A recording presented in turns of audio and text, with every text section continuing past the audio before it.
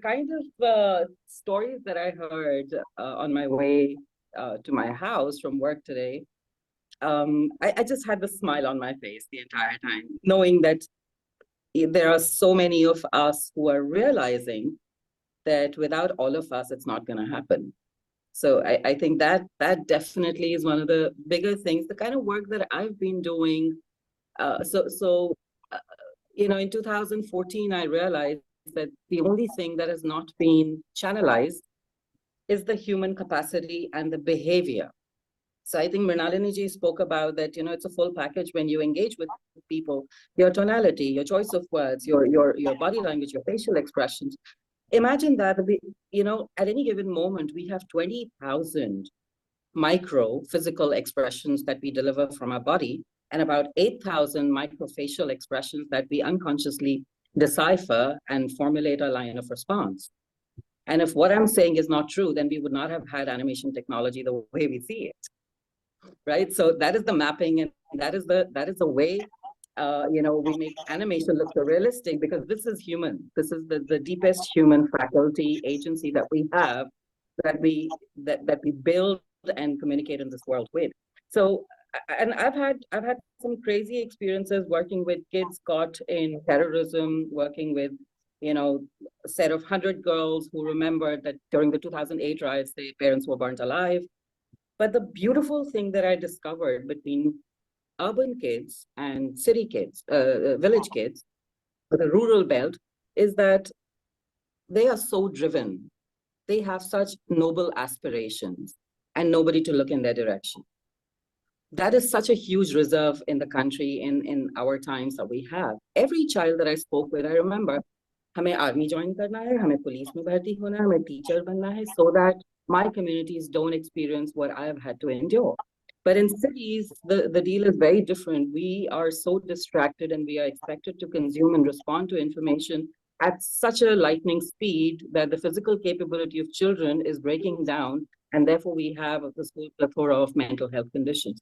So understanding India in its urban, rural, past, present. So I always tell this to people I talk to, from overseas or rest of the world, that in India, in a single moment, you will see the present, the past, the good, the ugly, the bad, the possible, the impossible, together in a single breath.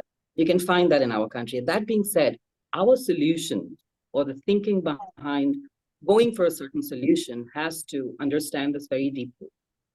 It's such an immensely, densely multicultured, multicolored cultural, society that we have. So the more we invest ourselves in understanding people and connecting with them, working with them, with awareness comes improvement. So if we are not building that awareness, we're not giving them powerful stories, we're not understanding what is it, it's like the prime directive, certain things you should not interfere with. What are those? Do we know? But yes.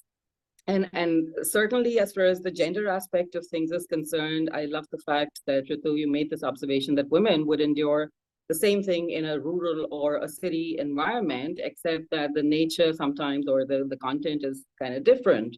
But yes, psychologically, it's possibly similar all over the world. But I think we're in 2024, it's about time we start sort of feeling insulted that even now, we make only 50% of the decisions and include only 50% of population, and that's the other gender.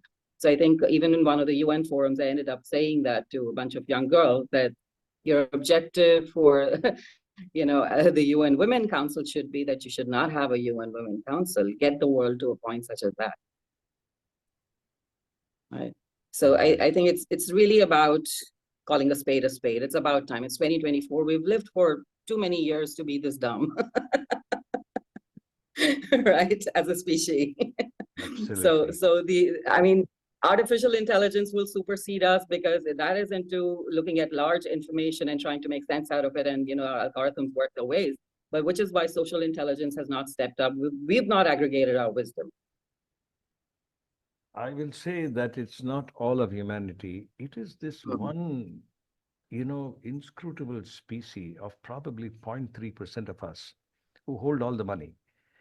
I don't know Sure. how administrators and these monsters called politicians make the kind of insane decisions they make. I'm using strong words to. Can I just sort of tell you a story here about exactly this thought? That the pharmaceutical industry has mapped out the span of human life and what are certain points in a human life that they can intervene and sort of provide healthcare and treatments or create a certain system that at such and such age, they will have access to this percentage of population as their direct customer. So when we're looking at technology, ability, wisdom, we have to redirect it to something much more meaningful and much bigger than ourselves, than just ourselves, at 3%.